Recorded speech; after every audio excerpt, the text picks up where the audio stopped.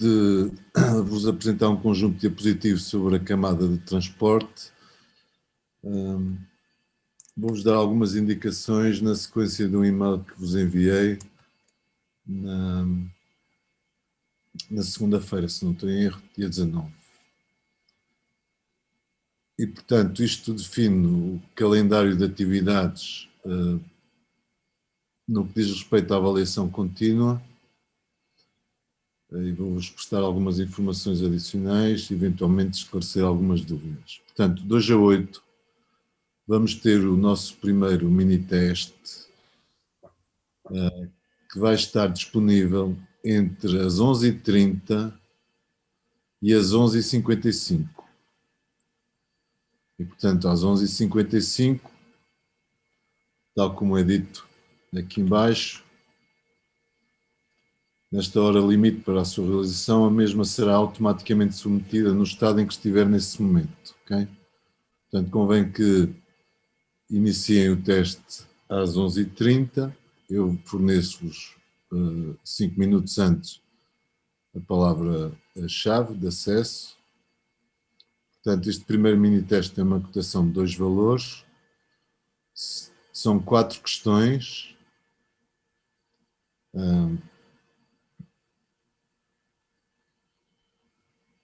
e utilizo o quiz do Moodle para fazer essas 4 questões.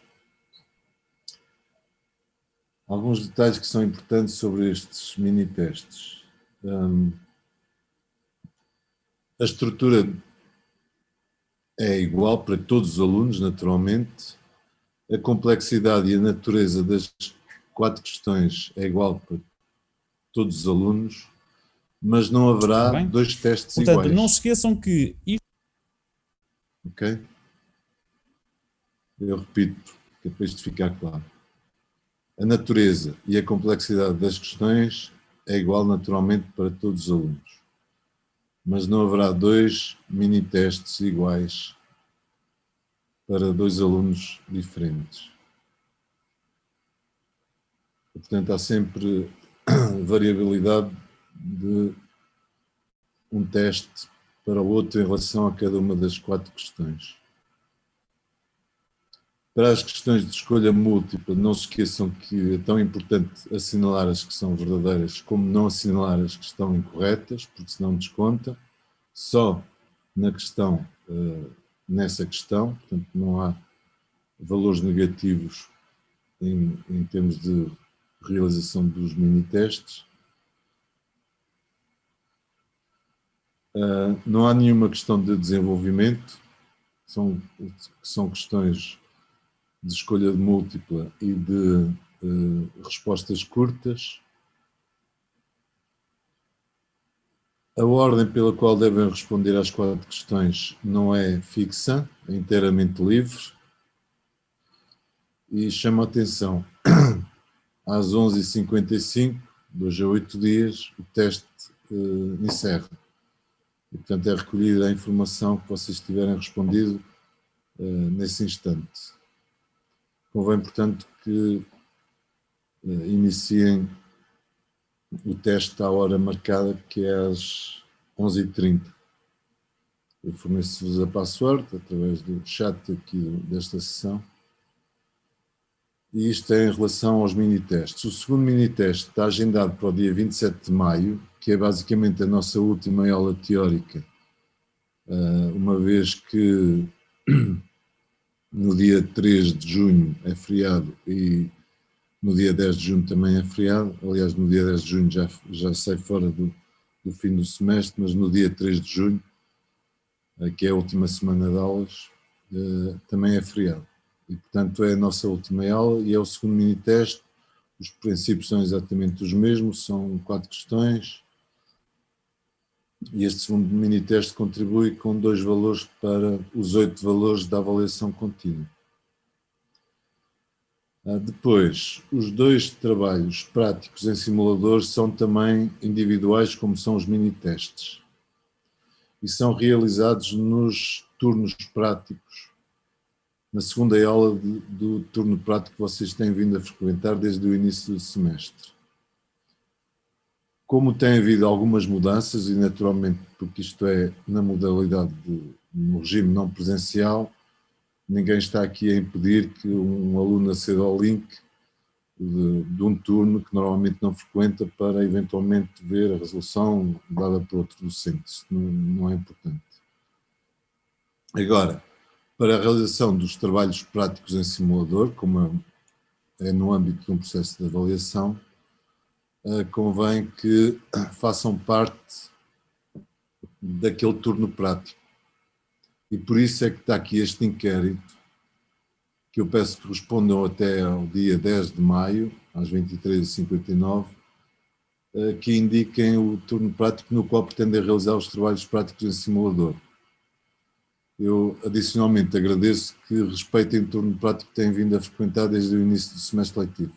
A ideia é, de alguma forma, distribuir os eventuais 135 trabalhos que vamos receber pelos 4 docentes dos turnos práticos. E, portanto, agradeço que respeitem o turno prático que têm vindo a frequentar. E façam isso até o dia 10 de maio, porque na semana a seguir, na semana 17 de maio, vamos fazer o primeiro trabalho prático em simulador na segunda aula do respectivo turno prático. Isto vale 2 valores. Podem-se questionar, então, mas quem faz no início da semana, ou melhor, no fim da semana, está de alguma forma privilegiado em relação aos que fazem no início da semana? Não, porque também o enunciado de trabalho prático é o mesmo para toda a gente, é verdade, okay? Mas para cada aluno vai ser atribuído um espaço de endereçamento que vão ter que gerir para aquele esquema de rede que vos será apresentado. E, portanto, todos os trabalhos práticos vão ser diferentes de aluno para aluno. Agora, é importante é que vocês indiquem o turno prático onde querem realizar estes trabalhos práticos em simulador, porque na sequência das vossas respostas a este inquérito, o que nós vamos fazer é criar grupos no Moodle e, portanto, a submissão dos trabalhos práticos em simulador, na respectiva segunda aula, vai estar condicionada apenas aos alunos inscritos naquele grupo.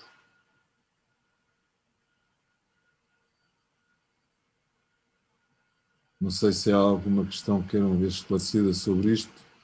Portanto, daqui a uns tempos vai surgir aqui embaixo um link que diz submissão do primeiro trabalho prático em simulador.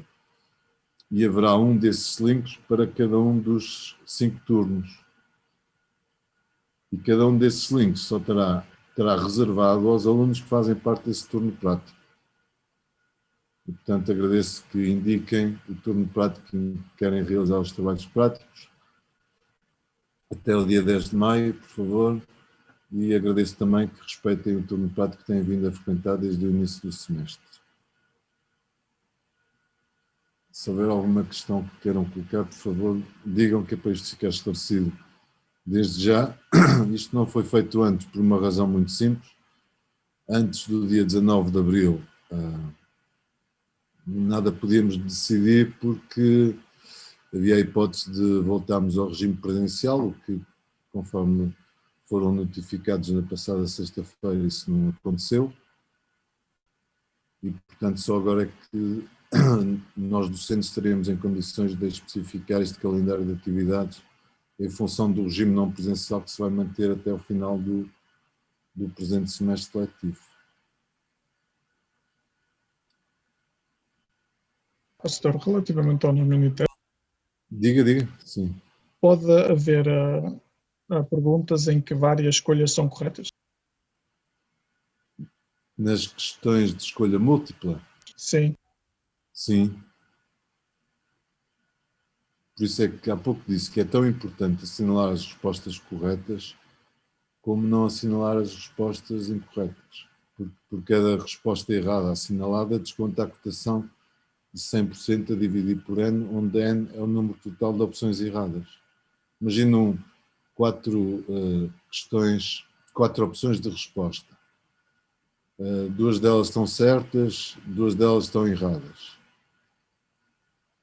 as certas representam 50%, mas as erradas também representam, se forem assinaladas, também representam 50%. Portanto, se não responder dá 0, responder às 4 dá 0 também. Se assinalar uma opção correta e assinalar uma opção incorreta, dá 0 também. Não sei se ficou esclarecida a dúvida. Ficou-se. Sim? Bom, O mini-peste vai abranger até que ficha? Só para ter certeza. vai abranger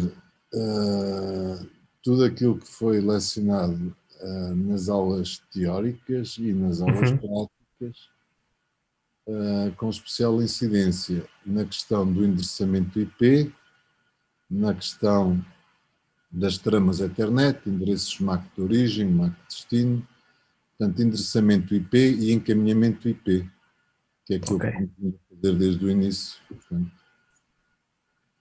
okay? Por exemplo, definir o espaço de endereçamento de um determinado IP e máscara, sei lá, definir as rotas estáticas de encaminhamento num router, segundo um esquema de rede, enfim, não sei, ainda não fiz o mini teste, portanto, mas é sobre isto que vai incidir. Por exemplo, a matéria que eu vou apresentar hoje sobre transporte, naturalmente não é abrangida por este primeiro mini teste, CELO-A, no segundo. Ficou claro? Portanto, Sim. endereçamento IP, encaminhamento IP, que são as duas grandes funções do IP. Okay? E depois a questão das tramas Ethernet, endereço MAC origem, endereço MAC destino, e a questão do encaminhamento estático. E até lá ainda vamos fazer a ficha prática 6, não sei se alguns de vocês já começaram, mas não andamos completamente sincronizados, mas nos meus turnos vamos começar com, aliás já começamos a 5, para a semana ainda vamos fazer a 6, que tem a ver com o subnetting VLSM, e também está sempre presente a questão do encaminhamento, sempre.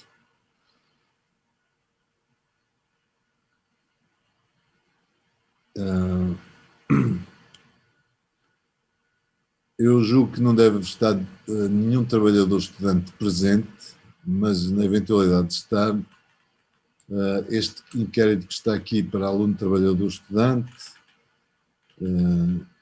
quer para o primeiro, quer para o segundo mini-teste, à semelhança do que fiz em sistemas digitais no primeiro semestre, portanto, porque há alunos, trabalhadores, estudantes, eu sei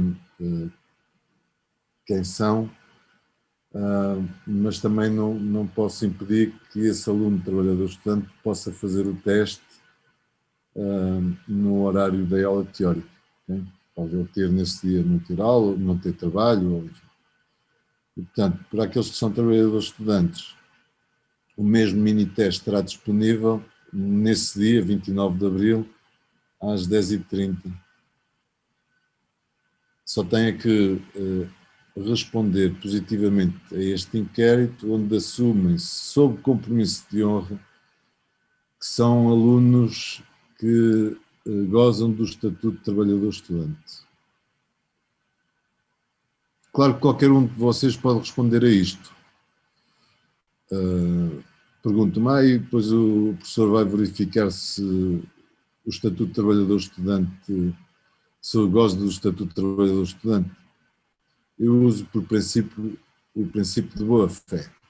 E, portanto, se vocês respondem a este inquérito sob compromisso de honra, estou a dirigir-me a pessoas adultas e, portanto, nem sequer vou verificar.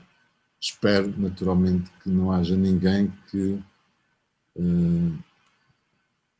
por qualquer motivo que não seja este, motivo de trabalho, queira só fazer o mini-teste à noite e, portanto, vai dizer que assume sob compromisso de honra que é um aluno trabalhador estudante quando não é. Não acredito que isso aconteça, nunca aconteceu e, portanto, tenho uso do princípio de boa-fé no meu relacionamento com os alunos, nunca tive problemas com isso.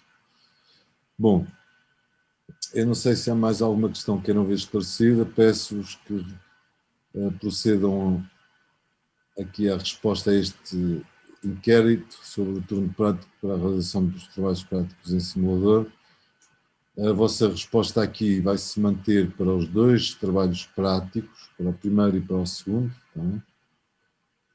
E agradeço que respeitem o turno prático que têm vindo a frequentar para haver algum equilíbrio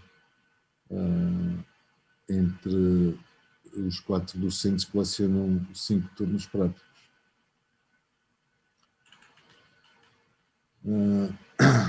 Portanto, as cotações estão aqui definidas, são 8 valores para a avaliação contínua. Naturalmente que relembro que é crítico vocês obterem um bom resultado nesta avaliação contínua para que depois a avaliação em prova final vos garanta com muito pouco esforço a aprovação nesta unidade curricular. Vocês ficam satisfeitos e eu ainda mais satisfeito fico com isso. Bom, então, se não há questões sobre este processo de avaliação contínua, eu vou então falar um pouco sobre a camada de transporte. Não há ninguém que queira colocar dúvidas, para não sobre isto, posso passar.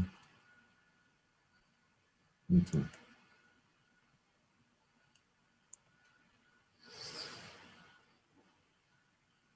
Bom, nós, se bem se recordam, na primeira aula teórica, falei-vos que nós íamos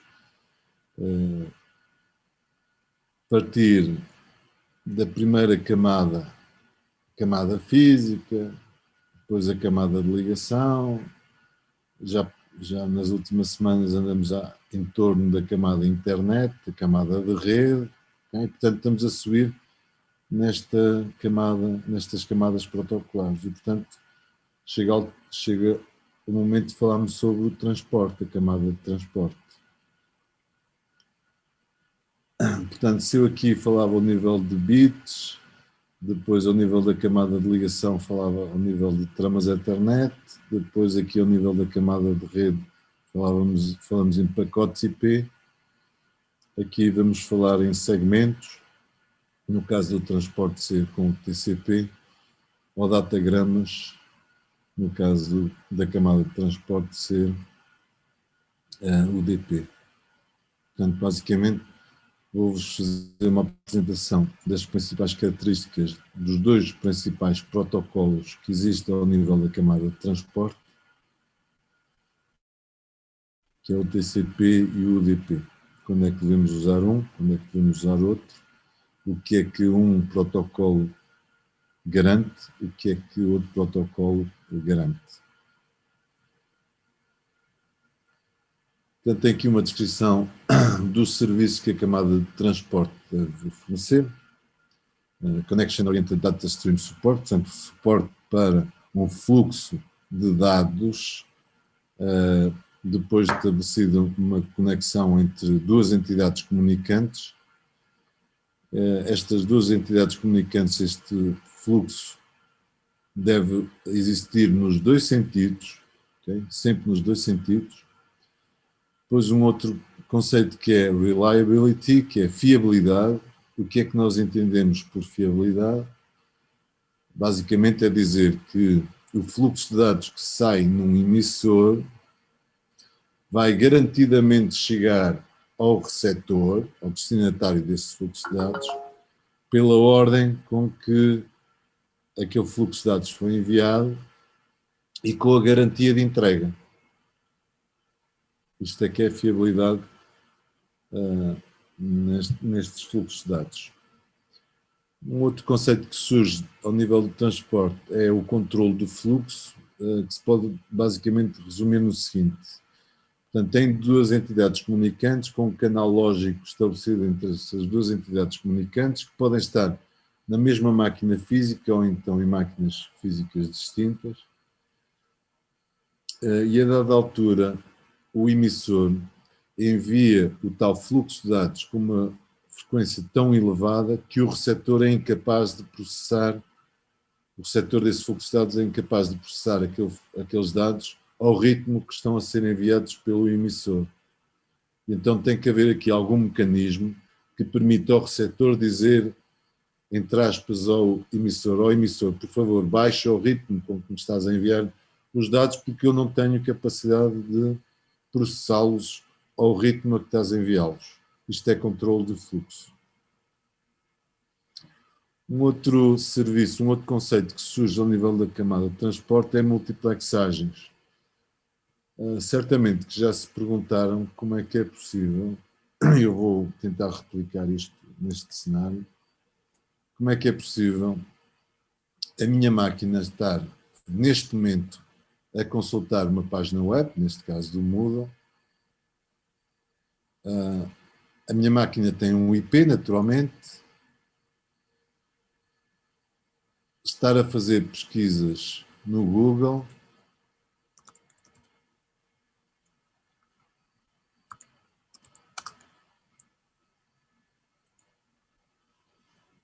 Ok? Estar a fazer pesquisas no Google. A máquina é a mesma. O browser até é o mesmo, neste caso utilizo o Firefox, e eu posso alternar entre esta instância e esta, e o meu portátil não se mistura, isto é, eu quando carrego neste link, a resposta ao clique deste link vai ser esta fonte de informação que nada tem a ver com esta. Okay? Certamente que já se perguntaram como é que isto é possível. Até porque eu posso continuar aqui a andar e o browser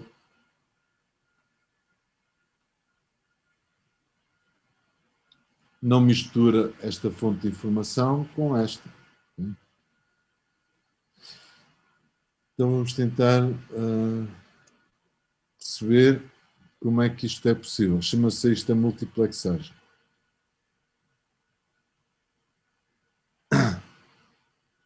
Procurei neste diapositivo replicar um pouco da experiência que partilhei convosco há pouco, que é, estou ligado a uma rede, tenho múltiplas aplicações a funcionar, entre as quais múltiplas páginas web, em sítios web distintos ou iguais. Okay? Estou a consultar uma aplicação de mensagens instantâneas que eu não uso. Estou a consultar o meu e-mail e estou ligado sempre à mesma rede. E vocês estão a ver um vídeo, né, que está a ser agora transmitido em tempo real, ou quase tempo real, e como é que as vossas máquinas e a minha máquina não misturam aqui estes dados. Basicamente, aquilo que faz a camada de transporte é garantir que existem canais lógicos de comunicação entre fontes de informação e consumidores de informação. Quando eu falo em fontes de informação, são servidores web, tipicamente, ou outro tipo de serviço. Quando falo em consumidores de informação, estou a falar em browsers, por exemplo, ou um cliente de correio eletrónico, ou um cliente de vídeo. Portanto, vai ser da responsabilidade de transporte garantir que não há aqui mistura de informação entre aplicações destinatárias ou emissoras.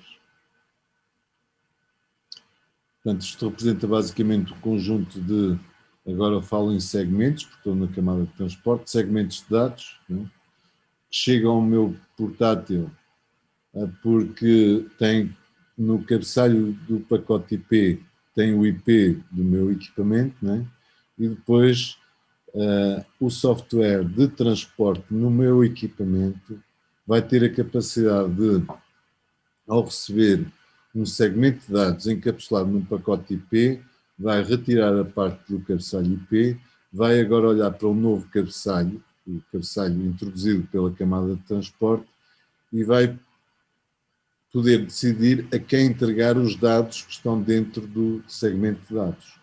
A que aplicação que está em execução no meu portátil é que isto vai ser entregue. Portanto, esta é a função, uma das funções da camada de transporte. Portanto, como é que ele identifica as várias aplicações, que são os vários destinatários destes segmentos de dados, okay, aqui representado por cores. Portanto, esta multiplexagem aqui é da responsabilidade da camada protocolar de transporte aqui do meu portátil. Quando ele recebe um pacote IP, ele vai olhar para um cabeçalho da camada de transporte e vai dizer assim, ok, isto é relativo a esta aplicação, então envia os dados para aquela aplicação. E por isso é que é possível termos múltiplas instâncias de browsers a consultar eventualmente o mesmo servidor ou servidores distintos sem que os dados se misturem. E, portanto, a ideia é vocês hoje ficarem a saber como é que isto é possível e como é que a camada de transporte trata deste assunto.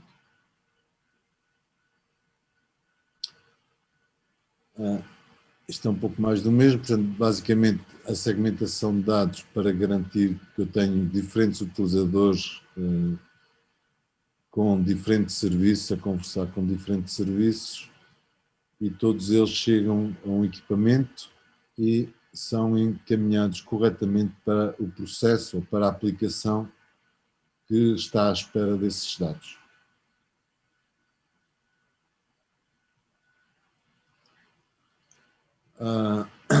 Mais uma referência a um exemplo. Por exemplo, estou aqui a consultar o meu correio eletrónico, estou a consultar uma página web, HTML, estou num chat da internet e, portanto, tem que haver um mecanismo para os protocolos de transporte de alguma forma saberem como é que vão multiplexar os dados para cada uma daquelas aplicações. E então surge a necessidade de identificar estas aplicações, endereçar estas aplicações e surge mais um conceito novo ao nível da camada de transporte que é número do porto.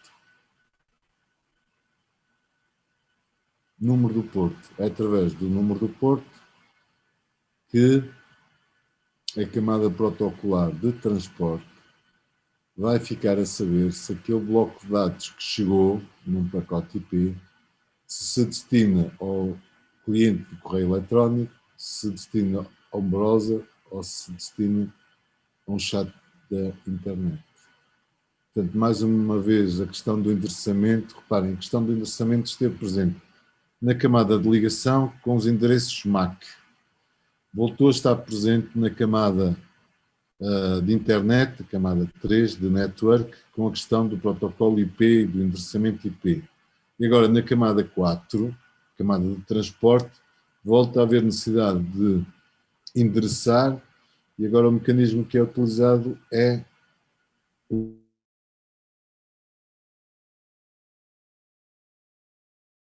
identificador único, que é designado por número. E, portanto, eu vou ter um número de porto origem e um número de porto de destino. Portanto, tal como tinha o IP origem e o IP destino, tal como tinha o endereço MAC origem e o endereço MAC de destino, volta a ter a questão do endereçamento com source port, que é o porto de origem, e destination port, que é o porto de destino.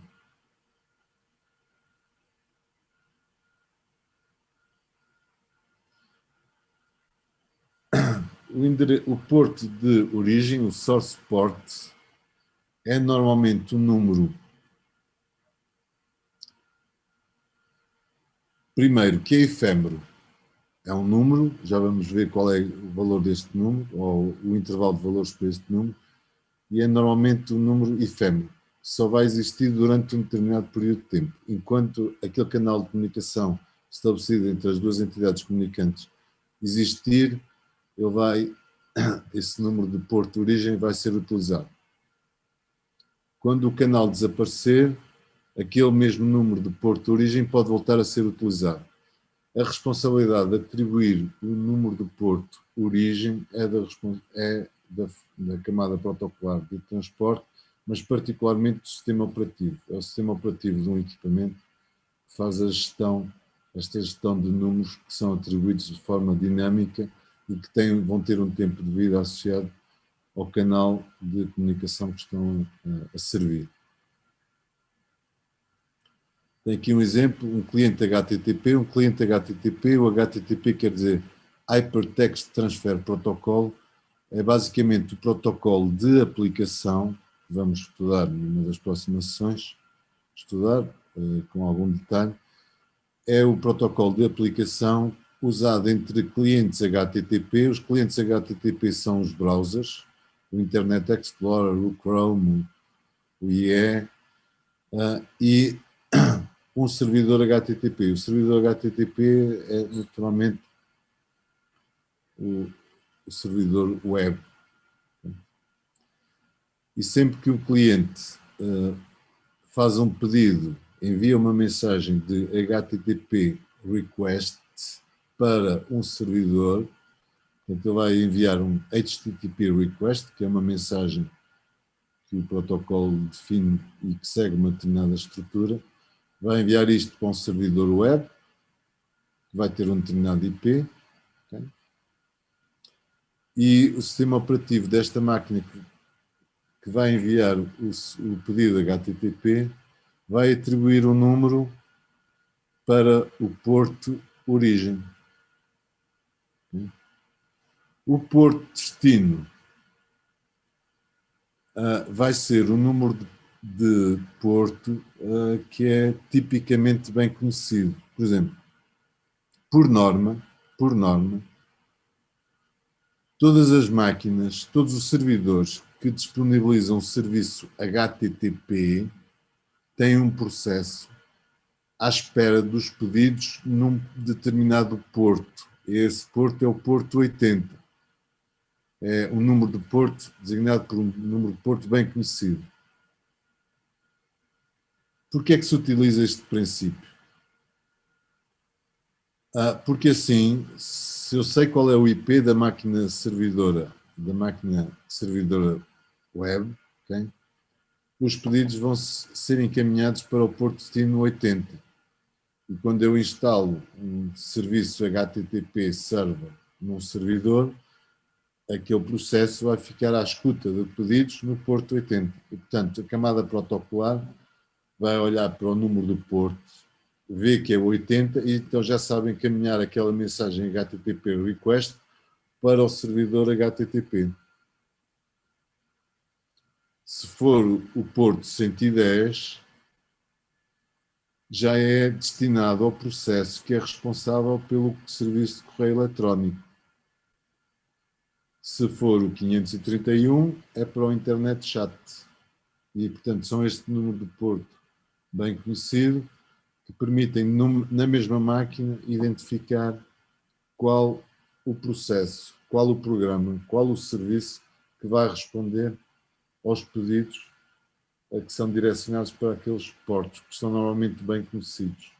O 80 para o HTTP, e se for um pedido de file transfer, FTP, é no porto 21.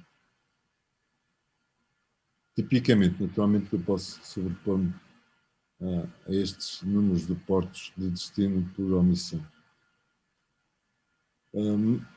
Mas se eu não gostar do porto 80, eu posso escolher outro porto qualquer. Agora, há uma coisa que é certa, o meu servidor está na internet e ninguém vai usá-lo. Não sei se concordam com esta minha afirmação. Reparem, os clientes estão configurados para enviar pedidos para o porto destino 80 quando querem consultar o serviço web. Eu decido pôr uma máquina na internet a escutar, por exemplo, no porto 81. Ninguém me impede de o fazer. Agora o meu servidor não vai atender nenhum pedido. Porque não há nenhum cliente que saiba especificamente que os pedidos devem ser orientados para o porto 81 naquela máquina em particular.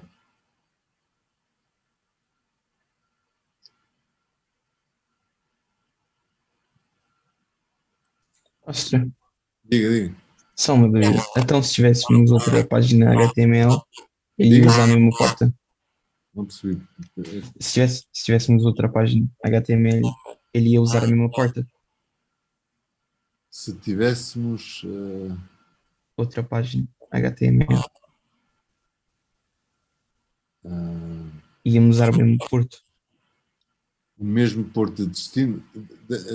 Deixe-me deixe-me mostrar o seguinte. Eu vou aqui criar uma nova janela, portanto, uma nova instância do Firefox, no caso, isso não interessa, e vou por omissão, vou para o site da Google, não é? Porque é o meu site de pesquisa preferido. Bom, então vou explicar o que é que aconteceu.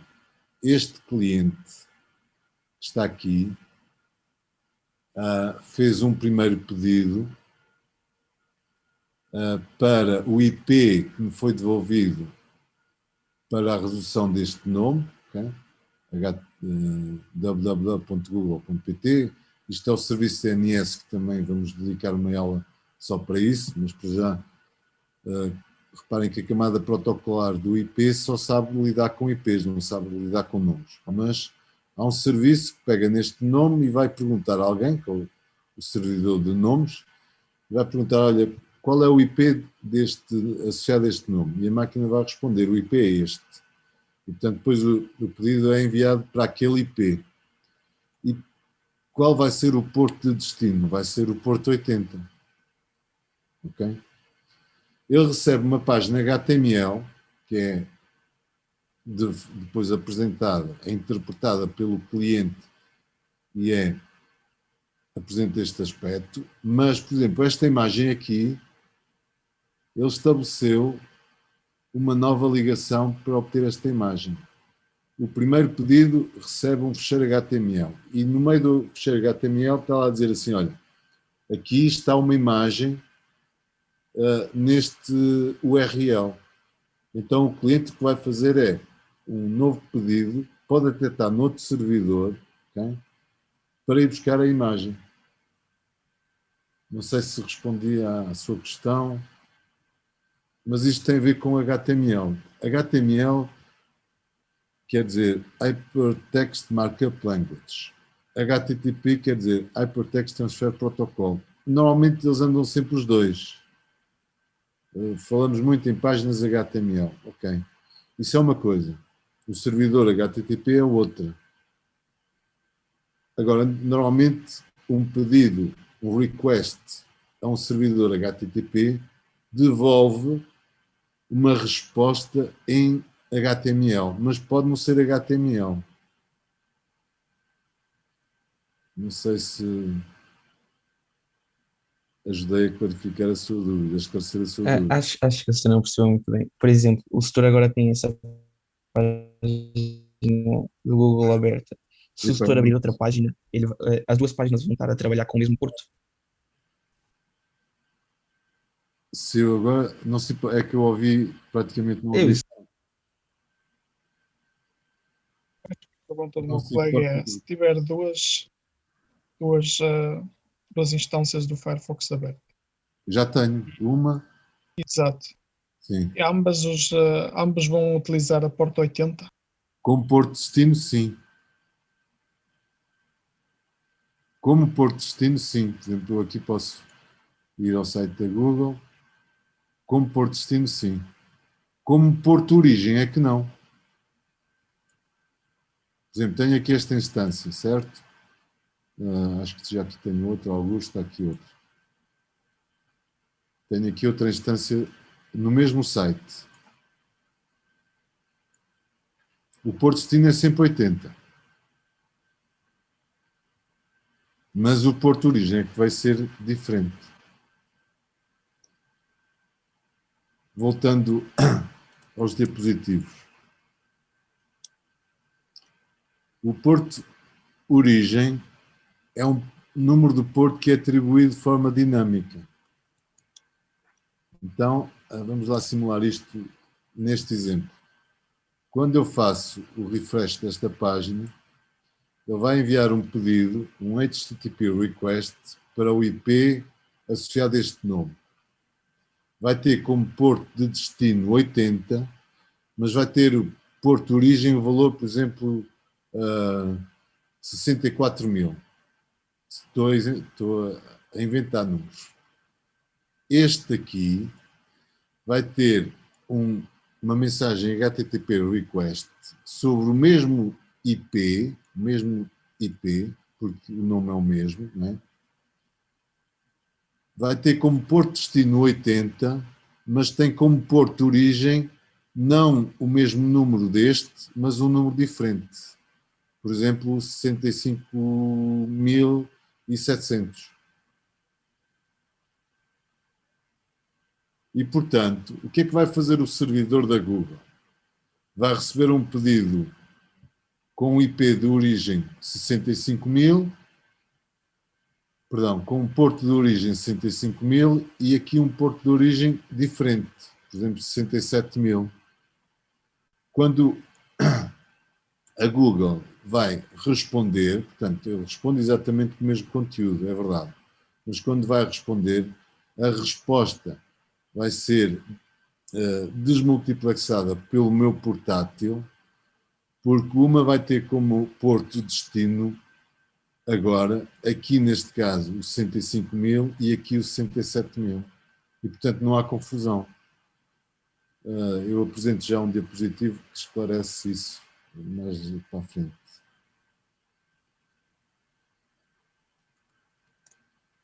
Então, permitam-me voltar aqui. Portanto, o número de porto de origem é um número dinâmico, efêmero. Okay? E, portanto, eu posso ter dois browsers ou duas instâncias do mesmo browser sobre o mesmo servidor HTTP, e a questão destas duas conversas paralelas entre os dois browsers e o mesmo servidor fica resolvido porque o número do porto de origem é diferente de uma instância para a outra, ainda que o porto de destino seja o mesmo, que é 80. Quando o servidor da Google for responder ao pedido, ele vai enviar para o mesmo IP origem, mas vai enviar para o porto de destino, os dois exemplos que eu dei foi 65.000 e o outro 67.000. E, portanto, a minha máquina, o meu portátil, a camada protocolar de transporte, vai olhar para o IP origem, o porto origem, o IP destino e o porto destino. E vai conseguir distinguir os dados que se destinam a uma aplicação, o cliente, ou a outra aplicação através deste número de portos, quer de destino, quer de origem. Mas permitam-me que avance um bocadinho, porque se calhar isto vai ficar mais claro daqui a uns instantes. Basicamente,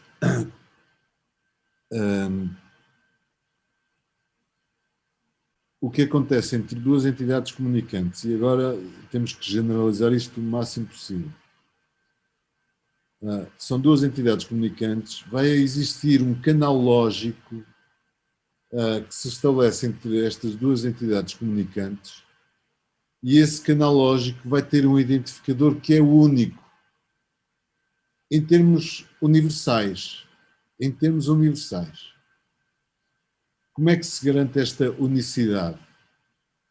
Com um conjunto de 5 elementos que eu vou explicar. Primeiro, qual é o protocolo que está a ser usado? O protocolo de transporte TCP ou o protocolo de transporte UDP? Portanto, primeiro elemento que vai identificar o canal lógico estabelecido entre duas entidades comunicantes na internet. Isto é válido de forma universal. O primeiro elemento é o protocolo. Segundo elemento, número do porto de origem. Terceiro elemento, o IP de origem. Quarto elemento, o IP de destino. Quinto elemento, o porto de destino. E este conjunto de 5 elementos garante a unicidade, a identificação unívoca dos milhares de conexões que existem neste preciso instante na internet. Este conjunto de elementos são aquilo que se designa por par de sockets, okay? Está aqui evidenciado. Portanto, 2 sockets combinam para formar um par de sockets, não é? E basicamente cada um destes sockets tem o IP de origem e o porto de origem, e o IP de destino e o porto de destino. São estes 2 elementos. Isto é um socket, isto é o outro, este par de valores, IP origem, porto de origem, IP destino, porto de destino. Isto é um socket, isto é outro. O par, mais o protocolo identifica de forma universal todos os canais lógicos, a centenas de milhares de milhões de canais lógicos que agora neste preciso momento estão na internet, são identificados com base nestes 5 elementos.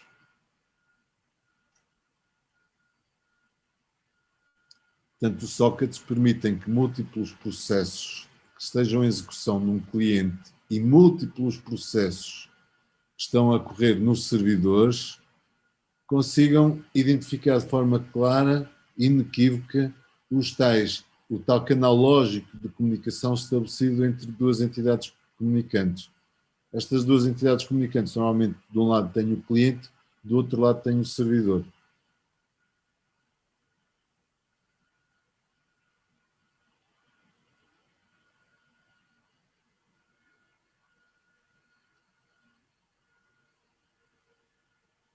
E reparem, endereçamento MAC, endereçamento IP, sempre origem, destino, e agora tenho mais um nível de endereçamento que é porto destino, porto de origem. E é este conjunto de informações de um lado e do outro que vai identificar de forma clara e inequívoca qualquer canal bidirecional estabelecido entre 2 entidades comunicantes.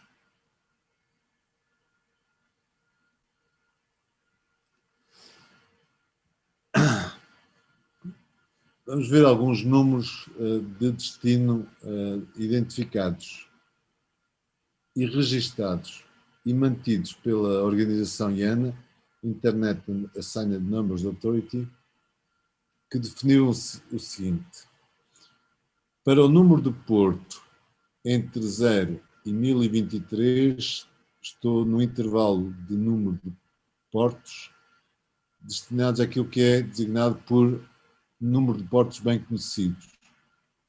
Por exemplo, olhemos para baixo, cá está, no porto 80, é um número de porto bem conhecido, onde normalmente todos os servidores web estão à espera que cheguem pedidos HTTP request. Okay? O 80 é muito conhecido. Se Pastor, eu for... tenho só uma questão. Então, quando nós estamos na internet, no browser, e todas as máquinas que tiverem no browser vão comunicar sempre para esse porto de calma. destino? Desculpa lá, todas as máquinas que tiverem... Que estiverem a comunicar com o browser. Por exemplo, você há bocado estava no Google, certo? Sim, certo. Você está a comunicar com essa porta 80, correto? Sim. E eu, por exemplo, agora também estou no Google, também estou a comunicar com essa porta. No porto destino 80, sim. Ok. Só que qual é, repare, porque é que vocês fazem uma pesquisa e eu faço a minha e não há misturas? Porque há aqui mais elementos que identificam o tal canal lógico que o meu Firefox estabeleceu com a Google e que o seu browser estabeleceu com a Google. Certo. Há outros elementos de distinção, certo? Portanto, o porto de destino é o mesmo, é 80. Se for HTTPS, normalmente hoje em dia é tudo HTTPS, é o porto 443 que está aqui em baixo. Okay? Certo? Mas quais são os outros elementos de identificação? Por exemplo, no caso do meu browser, a minha máquina tem um porto, um número de porto de origem gerado localmente pelo meu sistema operativo para aquela instância, que é muito, muito provável que seja diferente do seu. Claro. Acresce a isso o facto do meu IP, o IP deste meu portátil, ser naturalmente diferente do meu IP público, não é? Isto é traduzido num IP público, ser naturalmente diferente do seu IP público em casa. Ok. E, portanto, todos estes elementos vão permitir ao servidor da Google responder a um pedido que eu faça e a um pedido que você faça. Claro que quando estão em máquinas diferentes não há problema nenhum, porque as máquinas diferentes naturalmente têm IPs de origem diferentes, não há problema nenhum nisso. Mas mesmo dentro da mesma máquina, que é o conceito que eu queria há pouco demonstrar, não é? Que tenho várias instâncias no mesmo URL e elas não misturam dados. Por exemplo, aqui faço o teste de velocidade e aqui vou aos meus amigos da Direção-Geral de Contribuição e Impostos. E a resposta é: não se misturam, certo? Mesmo que seja, por exemplo, aí nessa instância, se abríssemos outro separador agora, também Sim. não ia haver conflito. Sobre a Google, Sim, não há conflito nenhum, mesmo sobre o mesmo pedido. porque já é porque o Porquê? porto de origem já vai ser diferente. Exatamente. Ok. Ok? E, portanto, não há dúvida nenhuma, não há possibilidade de haver aqui misturas, porque são aqueles 5 elementos: protocolo, porto de origem, IP de origem, porto destino e IP destino. É este grupo de elementos que consegue identificar claramente os milhares de canais lógicos de comunicação que se estabelecem em múltiplos clientes e múltiplos servidores. Ok. Sim. Ok, obrigado. Nada. Então, estava a falar sobre o número de portos bem conhecidos, tem aqui alguns exemplos. Este 80 é muito conhecido, o 443 também. O Telnet, nós já usámos nas aulas práticas, é no porto 23 e, portanto, o serviço Telnet que esteja a correr num servidor, por exemplo, numa máquina, qualquer equipamento da Cisco, se o serviço Telnet tiver sido configurado, como nós já aprendemos a fazer, eu posso fazer Telnet para o IP daquele switch ou daquele router e ele equipamento da Cisco está a escutar no porto 23. Okay?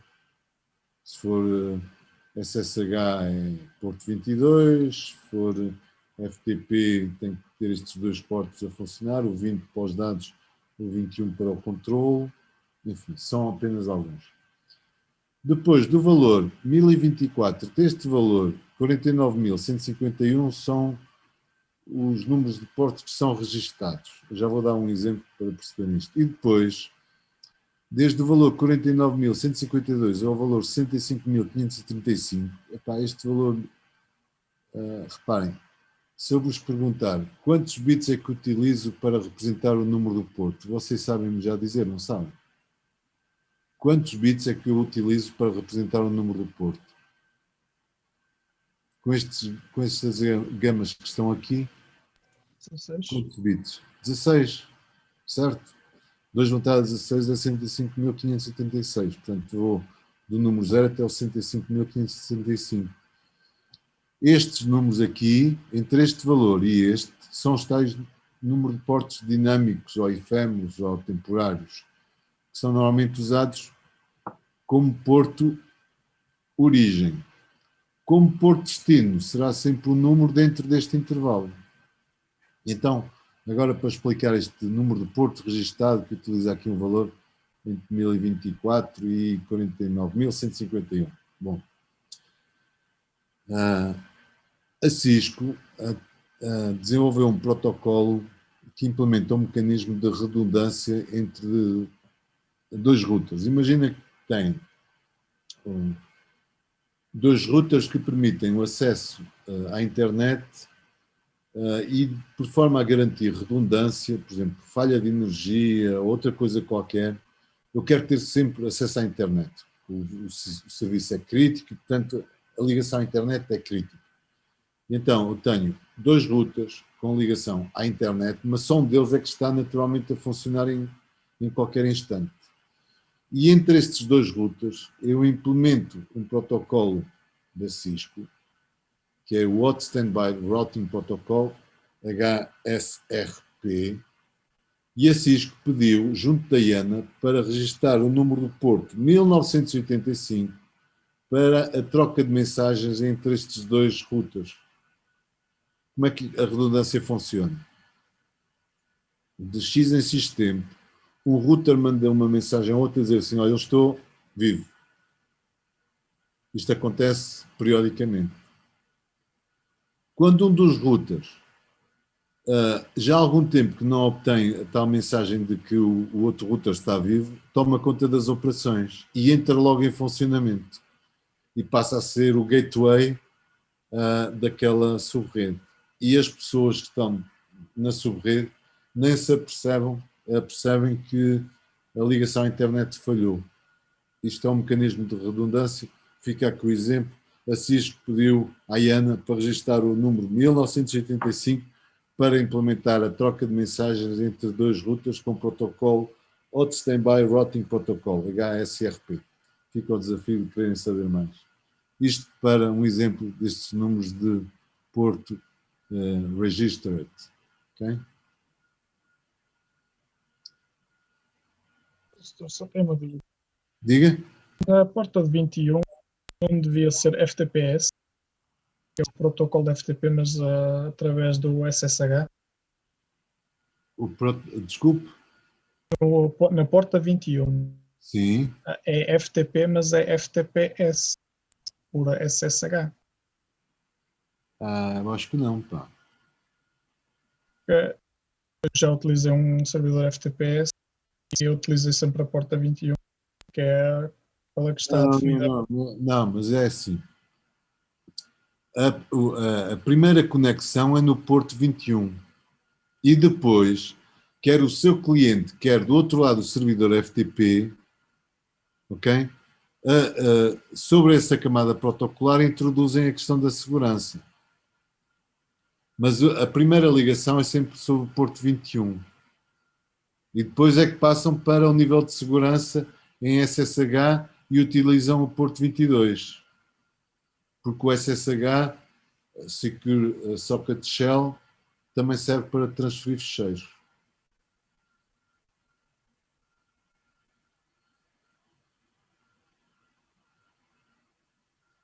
Está bem? Estes números estão certos, é garantido e basicamente façam uma pesquisa na web, estes números estão certos. Não é o FTPS. Para chegar ao FTPS, primeiro utiliza-se o FTP e depois cliente e servidor vão acordar em três, olha, vamos agora passar para a versão Secure.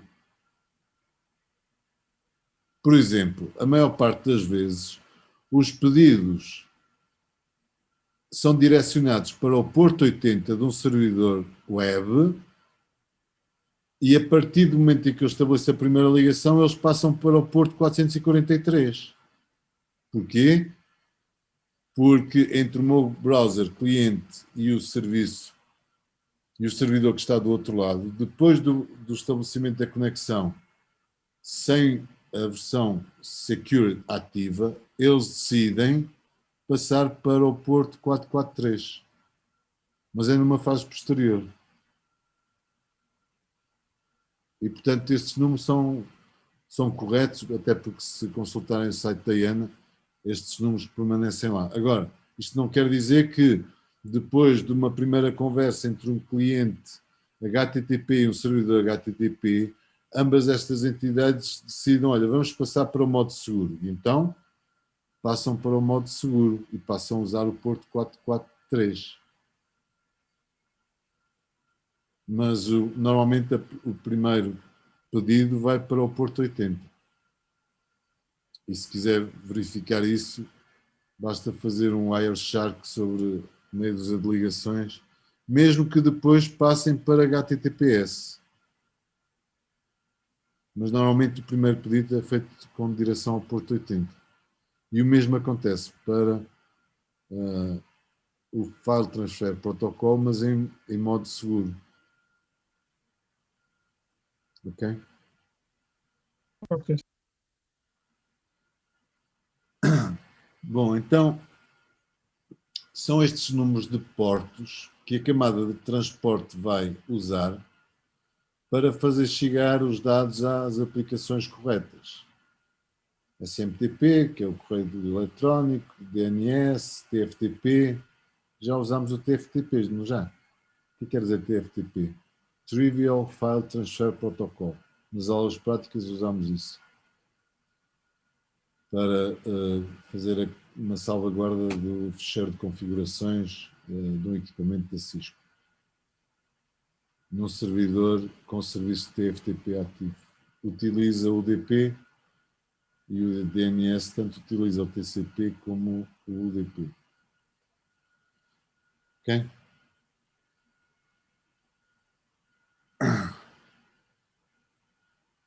A questão da fiabilidade é da responsabilidade de um destes protocolos. E, portanto, os dois grandes protocolos que existem ao nível da camada de transporte é o TCP, e T quer dizer transmission, não é transporte, ok? Há sempre esta confusão, porque estamos na camada de transporte, este T é transporte. Não, é Transmission Control Protocol, TCP. E o outro protocolo é...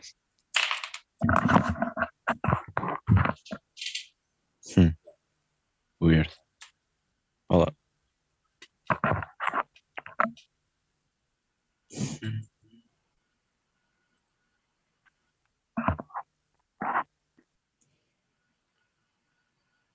Dizer eu, antes de ser interrompido, e outro protocolo é o UDP.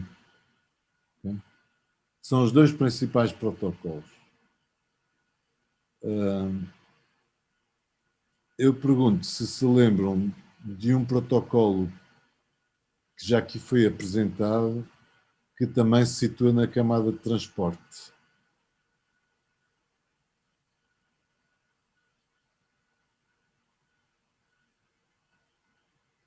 Já estudamos algum protocolo que se situa na camada de transporte, para além deste TCP e UDP, que vamos agora conhecer?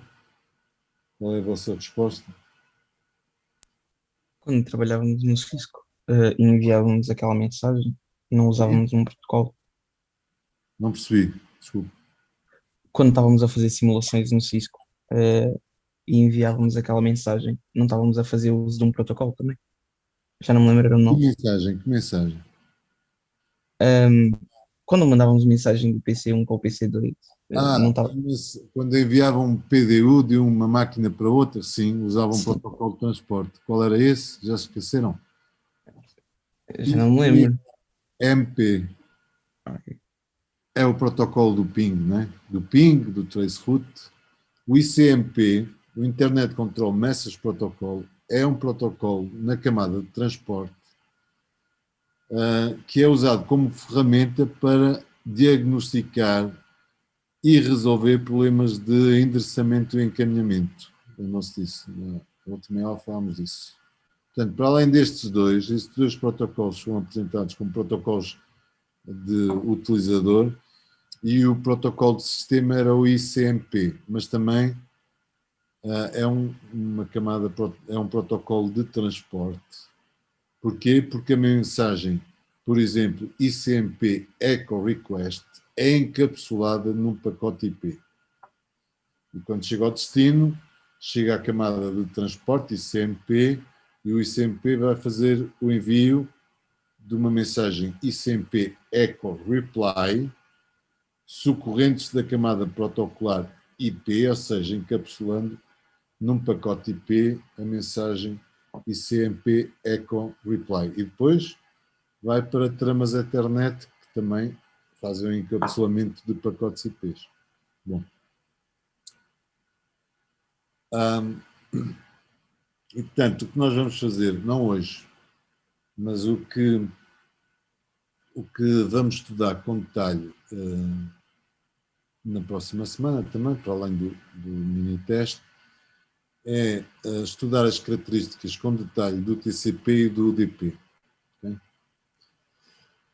O TCP é o protocolo é o primeiro protocolo que é fiável. Reparem que o IP não era fiável.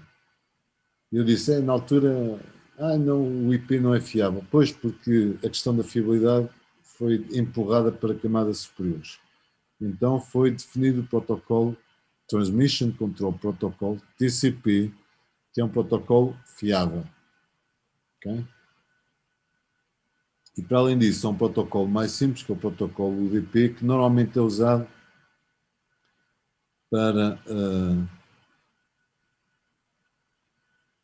entidades comunicantes em que não há grande necessidade de haver confirmação, em que a fiabilidade pode ser posta um pouco de lado, porque a implementação da fiabilidade tem custos computacionais, nomeadamente de processamento e de armazenamento. Portanto, o UDP é um protocolo mais simples, menos oneroso em termos de overhead, mas não garante a fiabilidade. O TCP é mais complexo, mas garante outros serviços como a fiabilidade, controle de fluxo e até controle de congestionamento.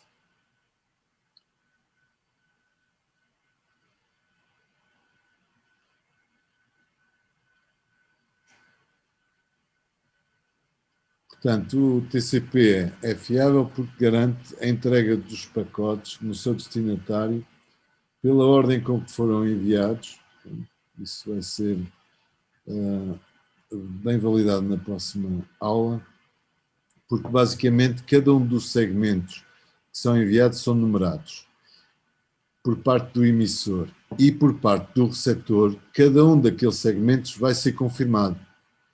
Portanto, quem recebe vai ter um mecanismo de dizer a quem emite, olha, tu mandaste-me o segmento número 10 e eu confirmo-te que recebi o segmento número 10. E, portanto, este processo de numeração e confirmação garante a fiabilidade, é verdade, mas introduz alguma ineficiência, porque basicamente vamos ver que o overhead disto é bastante complicado. No TCP, no caso do UDP, é um protocolo muito semelhante ao IP, que fará o melhor esforço para fazer chegar o datagrama ao outro lado, mas não recebe qualquer confirmação. Não sabe, não quer saber e não tem raiva de quem saiba. Portanto, o UDP é mais simples, mas também mais rápido e não tem tanta ineficiência como tem o TCP. Em consequência disto, não implementa fiabilidade, nem controle de fluxo, nem controle de congestionamento. Alguns exemplos em que se utiliza TCP versus UDP. Por exemplo, no VoIP e no streaming de vídeo não se utiliza TCP. Normalmente utiliza-se UDP. Porquê? Porque aqui o critério é velocidade, um overhead baixo e, por exemplo, uma frame que seja perdida tem alguma importância? Não. Nós humanos não temos a capacidade de detectar que uma frame foi perdida, que faltou ali uma frame numa determinada sequência de frames. Não há, portanto, normalmente utilizamos o UDP. Já para, por exemplo, o serviço de correio eletrónico ou serviço de consulta de páginas web, convém usarmos o TCP. Isto porquê? Não tem sentido eu receber fragmentos de uma página HTML. Não é? Não posso perder nenhum daqueles segmentos que está lá no meio, nenhum daqueles fragmentos. Portanto, serviço de TCP garante uma entrega fiável pela ordem com que foram enviados, faz ainda controle de fluxo, mas obriga ao estabelecimento prévio de uma conexão entre cliente e servidor. e, portanto, o tempo de estabelecimento desta conexão tem custos. A manutenção deste mecanismo de fiabilidade e de entrega pela mesma ordem tem custos, como vamos ver na próxima aula. Porquê? Porque as sessões TCP são muito exigentes em termos de buffers em memória e ainda faz controle de fluxo. Reparem, o cabeçalho de um segmento TCP ocupa 20 bytes. 20 bytes. Tem aqui o número de sequência, o número de confirmação, o porto de origem, cá estão os tais 16 bits, o porto de destino, portanto, isto era estritamente necessário. Agora, este número de sequência e este número de confirmação são os números que são os campos do cabeçalho TCP que vão permitir a garantia de fiabilidade na entrega. Mas reparem, 20 bytes é o cabeçalho de um segmento TCP. Se por acaso o segmento tiver apenas 1 byte, e quando eu estou numa sessão telnet, sempre que eu digito uma tecla, o código ASCII dessa tecla é enviado na sessão telnet para o servidor, reparem o tamanho da ineficiência deste protocolo. Para transportar um único código ASCII de 8 bits, ele vai ter que criar um segmento TCP que tem um cabeçalho de 20 bytes. Portanto, tem um contentor em que a maior parte do contentor é gasto com o cabeçalho. E, portanto, é extremamente ineficiente. Mas tem a vantagem de garantir fiabilidade. O UDP é não orientado à conexão, não garante a entrega, não tem qualquer mecanismo de controle de fluxo. Recordo que é o controle de fluxo, é de alguma forma o receptor poder dizer ao emissor, não mandes dados com tanta velocidade ou tanta rapidez, porque eu não tenho capacidade de processar esses dados ao ritmo que os estás a enviar. E, portanto, é um protocolo de best effort. O UDP fará o melhor possível para fazer chegar os dados ao seu destino, mas não há garantia que eles chegam lá. Mas tem a vantagem de ter um cabeçalho de apenas 8 bytes, comparativamente com os 20 bytes do TCP, é uma grande vantagem, o que torna este protocolo muito mais eficiente e muito mais rápido em termos de processamento. E, portanto, está aqui um compromisso entre fiabilidade e desempenho entre TCP e UDP. Então, para terminar, vamos imaginar o cenário de conexões TCP, portanto, ou seja, um canal lógico que vai usar TCP, e o cenário é este. Tenho aqui um cliente, o cliente 1, que vai comunicar com este servidor, e tenho aqui um segundo cliente, o cliente 2, que vai comunicar com o mesmo servidor.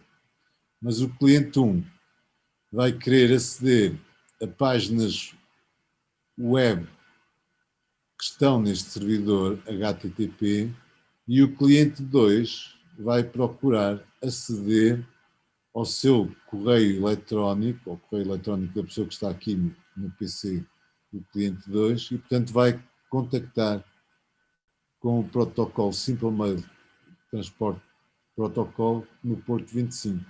Portanto, vou ter aqui no servidor dois processos.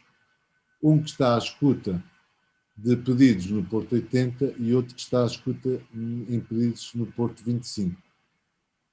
No mesmo servidor, na mesma máquina física, eu posso ter dois processos à escuta em número de portos de destino distintos. Não posso ter na mesma máquina física dois serviços, dois processos à escuta no mesmo porto. Não tinha sentido. Não é? Porque quando chegava lá um pedido, a camada protocolar TCP não sabia se era para a aplicação A ou para a aplicação B. Então, o que é que vai fazer o cliente 1? Vai compor, neste caso, uma mensagem HTTP request com o número do porto origem, um valor efêmero, tal 49, aqui 49.152, e o número de porto destino 80, porque ele quer aceder ao serviço web. O cliente 2 quer comunicar com o servidor de correio eletrónico que está deste lado, vai construir uma mensagem SMTP request com o número de porto origem, neste caso 51.152, que é um número efêmero também, com o porto destino para o número de porto bem conhecido 25. Okay? Como destino, estes dois clientes usam portos bem conhecidos, o 80 no caso do serviço HTTP, o 25 no caso do serviço SMTP. Estes pedidos chegam ao servidor com o número de portos efêmeros, porto de origem e porto de destino. Estes números são escolhidos pelo sistema operativo de cada uma destas máquinas. Okay? Quando estes pedidos chegam ao servidor, o servidor sabe distinguir se o pedido teve origem no cliente 1 ou no cliente 2, porque o IP de origem do cliente 2 naturalmente será diferente do IP de origem do cliente 1. Okay?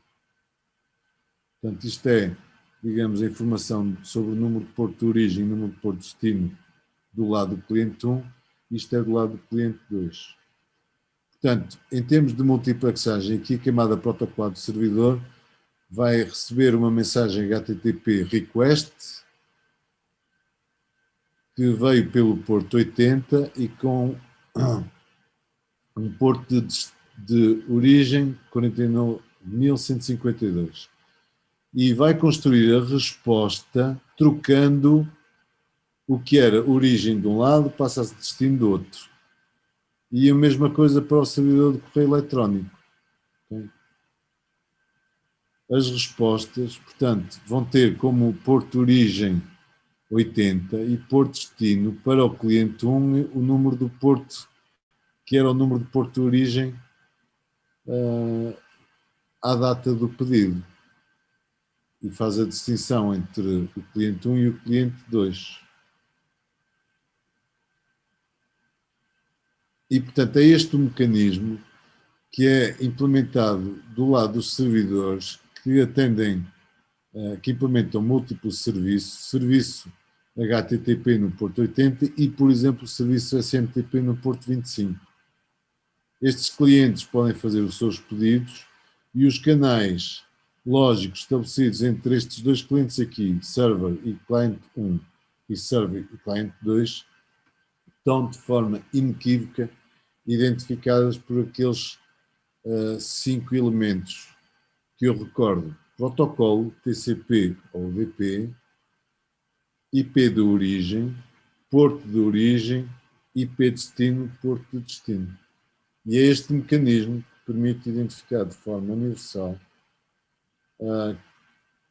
todos os canais lógicos bidirecionais estabelecidos entre duas entidades comunicantes.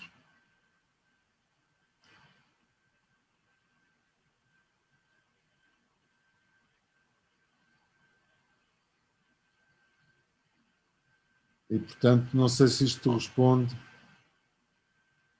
não sei se responde à nossa pergunta inicial, como é que era possível ter dois browsers ligados ao mesmo servidor e não haver mistura de dados entre os dois browsers. E a resposta está. Alguém quer dar essa resposta?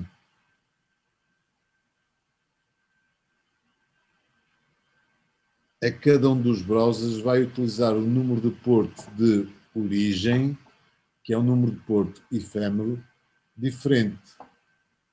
E, portanto, quando a resposta vier do servidor, há uma resposta que é direcionada para uma instância do browser e há outra resposta que é direcionada para a outra instância daquele browser. Mesmo que estejam a consultar o mesmo servidor. Alguma dúvida? Há muitas, não é? Bom, então são 11h05, eu vou dar por concluída esta sessão de hoje. De hoje a 8 retomo no diapositivo seguinte. Vamos aprofundar o estudo do TCP e do DP.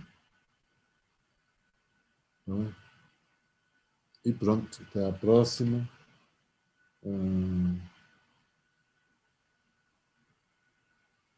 Vou interromper o compartilhamento.